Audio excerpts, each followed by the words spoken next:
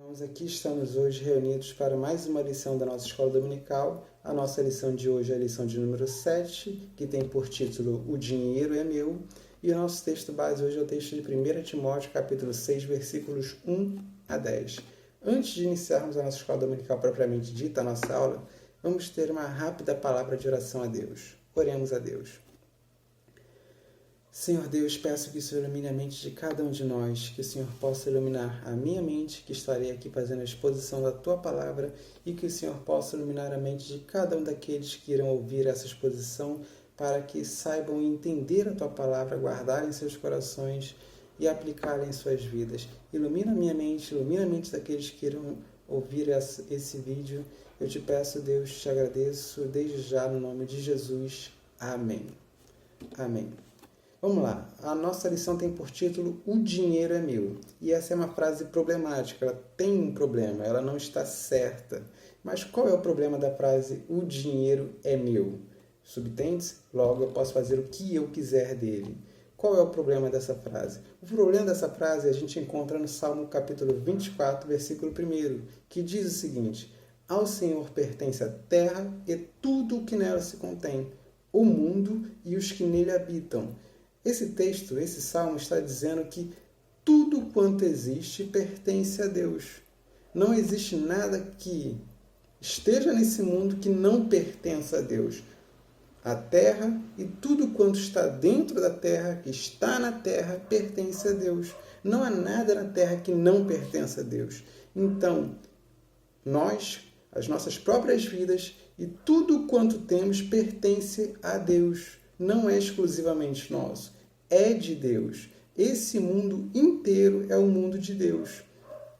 Se esse mundo inteiro é de Deus, nós não podemos fazer com ele aquilo que nós queremos. Devemos fazer as coisas de acordo com o que Deus quer, porque é o mundo dele. Então a frase, o dinheiro é meu, logo eu posso fazer o que eu quiser com ele, eu posso usar ele da forma que eu preferir, essa frase está errada porque esse dinheiro não é nosso, é de Deus, assim como todas as demais coisas que existem nesse mundo. Esse é o problema dessa frase. Mas por que razão as pessoas falam isso? O dinheiro é meu, logo eu posso fazer o que eu quiser com ele. Por que razão as pessoas falam isso? As pessoas falam isso normalmente por conta de ganância. O que vem a ser a ganância? Ganância é um desejo imoderado por bens materiais. É um desejo ardente. A pessoa quer de qualquer jeito. Ela ansia por ter aquele bem. Essa vontade imoderada por bens materiais é o que nós chamamos de ganância. E essa ganância é um pecado. Que pecado vem a ser a ganância? Ganância é um pecado contra o 10º mandamento. O que diz o 10º mandamento? O 10º mandamento diz: não cobiçarás. Essa é a ordem que está lá no 10º mandamento. E o que vem a ser não cobiçarás? A cobiça nasce da falta de contentamento, da falta de alegria, da falta de satisfação. Quando nós estamos descontentes com a porção que Deus nos reservou nessa terra, então a gente cobiça. Se eu estou satisfeito com a porção que Deus me deu, eu não cobiço. Mas se eu estou insatisfeito, descontente, se eu não me alegro com a porção que Deus me deu nesta terra, então eu passo a cobiçar aquilo que não me pertence. A cobiça nasce da falta de contentamento. E essa mesma falta de contentamento leva também à ganância, a um desejo imoderado por bens materiais. É a falta de contentamento com o que se tem que leva a pessoa a arder em desejos por bens materiais que ela não possui. Então a ganância é quebra do 10º mandamento. Um texto de Provérbios é bastante interessante a respeito disso. Provérbios capítulo 27, versículo 20, que diz o seguinte: o inferno e o abismo nunca se fartam, e os olhos do homem nunca se satisfazem. Isso aqui é a ganância. Os olhos do homem nunca se satisfazem. Ele sempre quer mais. Sempre que ele tem ganância e ele dá corda para essa ganância, ele acaba querendo mais ainda. A ganância não para de aumentar, não para de crescer. Isso é quebra do 10º mandamento. Não se satisfazer, não se contentar, não estar alegre com aquilo que Deus nos deu. Um texto bastante interessante também a respeito do assunto é o texto de Mateus 6, versículos 19 a 21, que diz o seguinte: Não acumuleis para vós outros tesouros sobre a terra, onde a traça e a ferrugem corroem e onde ladrões escavam e roubam, mas ajuntai para vós outros tesouro no céu, onde nem traça nem ferrugem corrói, e onde ladrões não escavam nem roubam, porque onde está o teu tesouro, aí também estará o teu coração.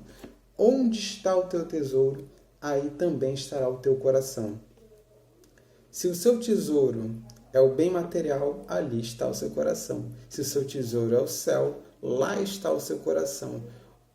Para onde seus olhos estão voltados, para lá também está voltado o teu coração. O que enche os teus olhos são bens materiais, ou é o céu, ou o que vem a ser. Seja lá o que for, ali está também o teu coração.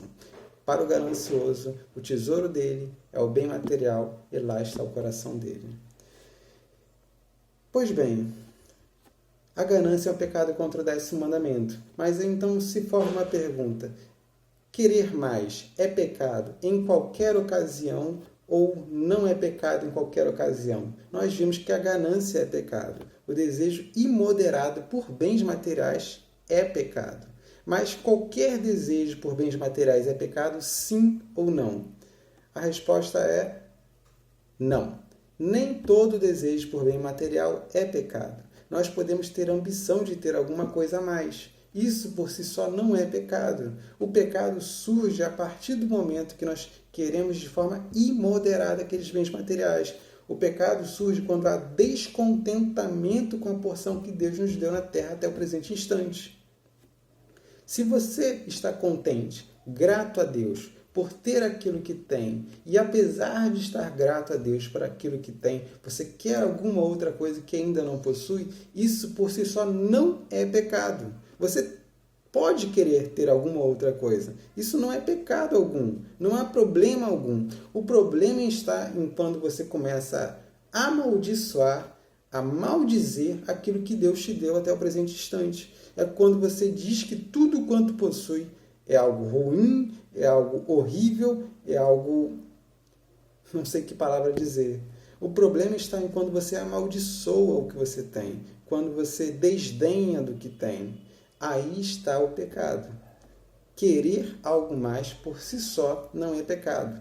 Ter alguma ambição por si só não é pecado. E esse é justamente o caminho para termos alguma coisa a mais, ou para termos alguma coisa. Os apóstolos deram exemplo a respeito disso.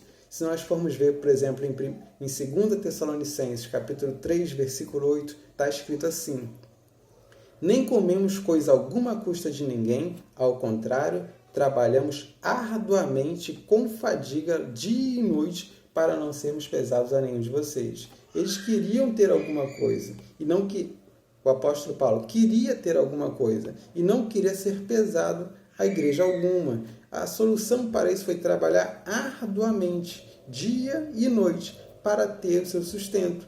Ele queria ter seu sustento, queria ter isso, e por isso trabalhou.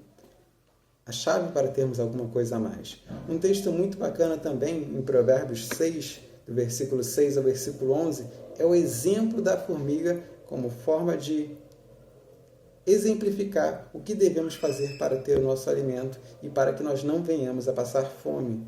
Texto longo que não será lido aqui. E, por fim, em 2 Tessalonicenses 3,10, nós lemos o seguinte: quando ainda estávamos com vocês, nós ordenamos isto: se alguém não quiser trabalhar, também não coma. A pessoa, para ter aquilo que ela quer, deve trabalhar. Se ela não trabalha, ela não deve ter aquilo que quer. As pessoas não devem ficar tentando se sustentar às custas dos outros. Devem trabalhar para ter o seu alimento. Devem trabalhar para ter o seu sustento. Efésios 4, 28 diz ainda o seguinte: o que furtava não furte mais, antes trabalhe, fazendo algo de útil com as mãos, para que tenha o que repartir com quem estiver em necessidade. Devemos trabalhar não apenas para nós termos o nosso sustento, não apenas para nós conquistarmos algo mais que queremos, não apenas para isso, mas ainda para termos algo de sobra, para podermos atender o necessitado. devemos trabalhar para termos algo mais. Não é problema querer ter algo a mais. Devemos querer ter algo a mais, devemos trabalhar para isso. E ainda ter alguma sobra para ajudar aquele que precisa. Não é pecado querer algo mais. O pecado está no momento em que surge descontentamento com o que se tem, com o que Deus nos deu até agora, e passamos então a cobiçar aquilo que não temos. Aí está o pecado. Antes, devemos trabalhar não apenas por nossa conta, mas para termos algo para o nosso próximo quando ele necessitar. Mas algumas pessoas não gostam de compartilhar nada com o próximo. Gostam de ter tudo apenas para si. Algumas pessoas possuem um apego excessivo para aquilo que possuem. O nome disso é avareza. A avareza está descrita em Colossenses 3,5, que diz assim: fazei, pois, morrer a vossa natureza terrena, prostituição, impureza, paixão lasciva, desejo maligno e a avareza, que é idolatria. Aqui está comparando a avareza com a idolatria. A avareza é o desejo, o apego excessivo por bens materiais. E a idolatria é quando nós adoramos algum Deus que não é o verdadeiro Deus. É quando nós temos outro Deus. A idolatria é a quebra do primeiro mandamento: não terás outros deuses diante de mim. Por que a avareza aqui está vinculado à idolatria? Porque quando nós temos um apego excessivo por algum bem ou por alguns bens, nós acabamos tendo aqueles bens como se fosse o nosso Deus.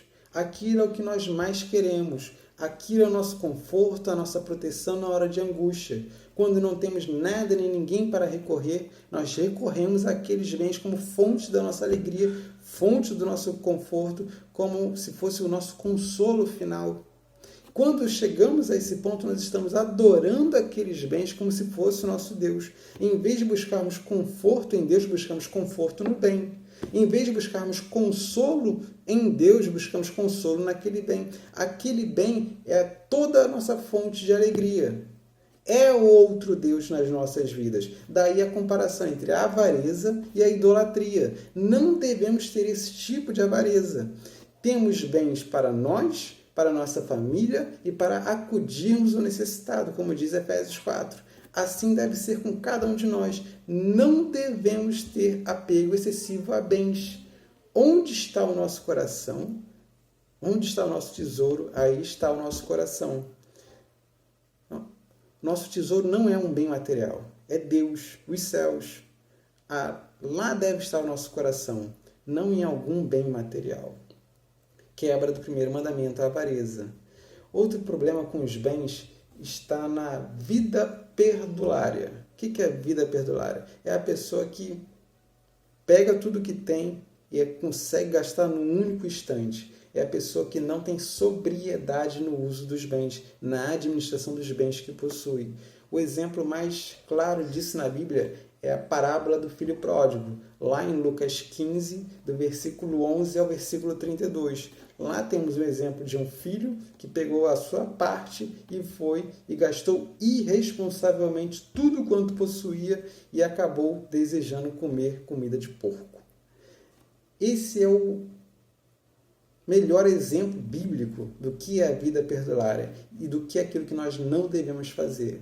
Esse tipo de vida é quebra do 8º mandamento, que diz: não furtarás. Você está furtando a si mesmo os bens que possui, ao não administrar com sobriedade, com moderação, os bens que possui. Devemos não apenas trabalhar para termos algo mais, como devemos saber como administrar esse algo a mais que estamos tendo.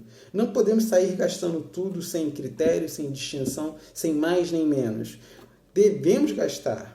Trabalhamos para obter e agora podemos gastar, mas devemos saber como gastar. Não sair gastando de qualquer forma, não sair esbanjando tudo da noite para o dia. Devemos ter critério na hora de fazermos o gasto do que temos, sob pena de furtarmos a nós mesmos o fruto do nosso trabalho. Não é assim que deve ser conosco. Em 1 Pedro 4,7 diz o seguinte: o fim de todas as coisas está próximo. Portanto, sejam criteriosos e estejam alertas. Dediquem-se à oração. Devemos ser criteriosos. devemos ter critério, devemos ter ponderação, moderação, devemos ter domínio próprio no momento em que pegamos o fruto do nosso trabalho para sabermos como usá-lo. Não devemos ser como o filho pródigo que torrou tudo no mesmo instante. Devemos ter critério na hora de gastar o nosso dinheiro. Devemos ter também domínio próprio. Domínio próprio, um dos frutos do Espírito, lá em Gálatas 5, 22 a 23. Como ter a nossa ambição, trabalhando mais para obter algo mais, como ser moderado no nosso gasto e como não ser ganancioso. A chave nisso tudo está na vida de contentamento. Para cumprirmos o 10º mandamento, para não sermos gananciosos, para não cobiçarmos, antes de tudo devemos ter contentamento. O perdulário gasta tudo o que tem porque não está satisfeito com o que tem, não está contente com o que tem. O ganancioso quer ardentemente mais coisas do que possui porque não está contente com o que tem. A pessoa que não quer compartilhar dos bens que possui com terceiros que estão necessitados, não quer compartilhar porque está não contente, mas adorando o bem que tem. Devemos estar contentes com o que temos, nem adorarmos, nem sermos cobiçadores. Devemos ter contentamento com aquilo que possuímos. Vida de contentamento. Em Lucas 3,14 nós temos o seguinte: então alguns soldados lhe perguntaram, e nós, o que devemos fazer? Ele respondeu, não pratiquem extorsão, nem acusem ninguém falsamente. Contentem-se com o seu salário. Se aqueles soldados se contentassem com o seu salário, eles não iriam acusar ninguém falsamente, não iriam praticar extorsão com ninguém, se eles estivessem contentes com o seu salário.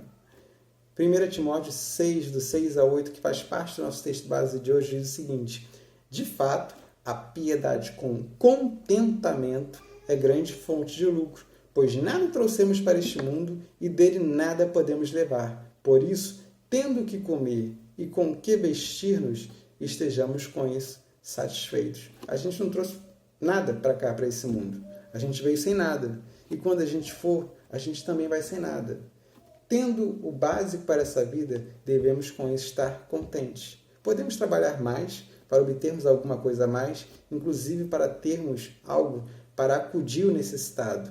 Mas, tendo o básico, devemos estar com isso contentes. Não devemos amaldiçoar esse básico que temos para as nossas vidas como se fosse nada, porque é o suficiente para essa vida. Hebreus 13, 5 diz o seguinte: conservem-se livres do amor ao dinheiro e contentem-se com o que vocês têm, porque Deus mesmo disse, nunca o deixarei, nunca o abandonarei. Conservem-se livres do amor ao dinheiro. Não adorem ao dinheiro como se ele fosse um Deus. Não sejam avarentos. Contentem-se com o que vocês têm, porque Deus mesmo disse, nunca o deixarei, jamais o abandonarei. Deus está conosco. Devemos nos contentar com o que Deus nos deu. Deus sabe das nossas necessidades. Se Ele deu essa porção para a gente, é porque Ele sabia o que era melhor para a gente. Deus nos ama, cuida de nós, nos disciplina. Deus nos conhece melhor do que nós mesmos. Ele nos deu essa porção com um bom motivo que Ele possui, que muitas vezes nós não sabemos. Contentem-se com o que vocês têm. É lícito quererem mais alguma coisa. Podemos trabalhar dia e noite para termos algo mais. Mas contentem-se com o que têm, sobretudo. Jamais amaldiçoem a parte que Deus deu a cada um de nós. Alegrem-se sempre no Senhor. Não fiquem tristes com o que Deus nos deu. Devemos ser pessoas alegres, contentes, ainda que possamos querer algo mais. Sem ganância, sem avareza, com alegria. Alegria naquilo que Deus nos deu. Amém. Vamos orar rapidamente para encerrarmos a nossa aula de hoje. Senhor Deus, peço que essas palavras possam ficar no nosso coração e que elas sirvam para aprendermos mais e mais a como andarmos de maneira reta perante os Teus olhos. Que saibamos aplicar essas palavras em nossas vidas, que saibamos, Deus, ensiná-las a outros que precisem aprender a respeito delas, que possamos ser servos úteis para Ti, para o Teu reino.